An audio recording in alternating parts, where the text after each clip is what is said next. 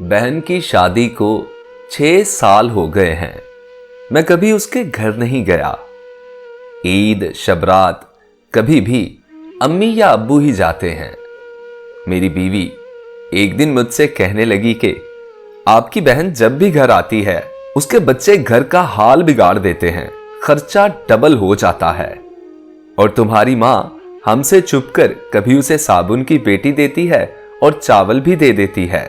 अपनी माँ को बोलो ये हमारा घर है, कोई खैरात सेंटर नहीं। मुझे बहुत गुस्सा आया। मैं बहुत मुश्किल से घर का खर्च पूरा कर रहा था और माँ सब कुछ बहन को दे देती है। मेरी बहन एक दिन घर आई हुई थी। उसके बेटे ने टीवी का रिमोट तोड़ दिया।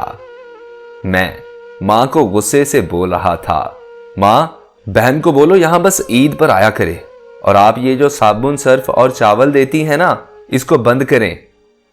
माँ चुप रही, लेकिन बहन ने सब सुन लिया था और वो भी चुप रही। 4 बज रहे थे। उसने अपने बच्चों को तैयार किया और कहने लगी, भाई मुझे बस स्टॉप पर छोड़ाओ। मैंने झूठे मुंह कह दिया, कुछ दिन और रह लेती। लेकिन वो मुस्कुराई और कहने लगी, नहीं भाई, वो बच्चों की ना छुट्टियां खत्म होने वाली हैं।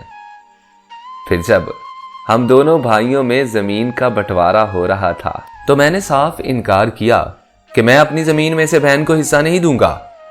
बहन मेरे सामने बिल्कुल खामोश बैठी थी। सब सुनती रही, कुछ ना बोली। मां ने कहा, बेटा बेटी का भी हक बनता है। मैंने गाली देकर कहा, कुछ भी हो जाए मैं हिस्सा नहीं दूंगा। मेरी बीवी भी बहन को बुरा भला कहने लगी, लेकिन मेरी बहन खामोश रही। बड़ा भाई अलहदा हो गया। कुछ वक्त के बाद मेरे बड़े बेटे को टीबी हो गया। मेरे पास उसके इलाज करवाने के लिए पैसे नहीं थे। मैं बहुत परेशान था और कर्ज भी ले चुका था। मैं गुमसुम सोचों में डूबा एक कमरे में अकेला बैठा था और शायद रो भी रहा था। उस वक्त वही बहन घर आई। मैंने गुस्से से बोला, अब ये मनहूस आ गई। फिर मैंने बीवी से बोला कि बहन के लिए कुछ बना दो, आ गई है ये। मेरी बीवी कहने लगी, कोई ज़रूरत नहीं गोश्त या कुछ और बनाने की। फिर 1 घंटा बाद मेरी बहन मेरे पास आई और बोली, भाई परेशान हो?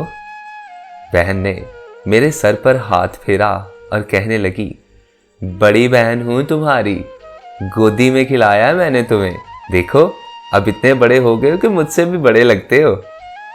फिर मेरे करीब हुई, अपने परस से सोने के कंगन निकाले और मेरे हाथ पर रख दिए। फिर आहिस्ता से कान में बोली, पागल तू ऐਵੇਂ परेशान होता है। बच्चे स्कूल थे, मैंने सोचा दौड़ते दौड़ते भाई से मिलाऊं। ये कंगन बेच, अपना खर्चा कर और बेटे का इलाज करवा। कमलिया टेंशन न लिया कर, शक्ल तो देख क्या हालत बना ली है। मैं खामोश था, बहन की तरफ देखे जा रहा था। वो आहिस्ता से बोली, किसी को बताना ना कंगन के बारे में, तुम्हें मेरी कसम है। मेरे सर पर उसने बोसा दिया और 1000 रुपये मुझे दिए। शायद ये उसकी जमा पूंजी थी। वो 1000 रुपये का नोट मेरी जेब में डाल के बोली, बच्चों को गोश्त ला देना और परेशान ना हुआ कर ऐसे मेरे होते हुए। वो जल्दी जाने लगी। मैंने उसके पैरों की तरफ देखा। टूटी हुई जूती पहनी थी उसने और फटा पुराना सा दुपट्टा ओढ़ा था। वो जब भी आती थी उसके सर पर वही पुराना दुपट्टा होता था। कुर्बान जाऊं बहन की इस मोहब्बत पर। हम भाई कितने मतलब परस्त होते हैं ना। और बहनें भाइयों का जरा सा दुख नहीं बर्दाश्त कर पाती। हाथ में कंगन पकड़े जोर जोर से रो रहा था। बहनें अपने घर में खुदा जाने कितने दुख सहती हैं। कुछ लम्हे बहन के पास बैठ लिया करें, उसका हाल पूछ लिया करें। मुझे पता है मेरी आज की ये वीडियो के अल्फाज सुनकर यकीनन आप सब लोगों की आंखें नम हो गई होंगी। और मैं खुद भी इस वक्त रिकॉर्डिंग करते हुए रो रहा हूं। बहनें सच में मां का रूप होती हैं। अल्लाह इन बहनों को कभी दुख न देना।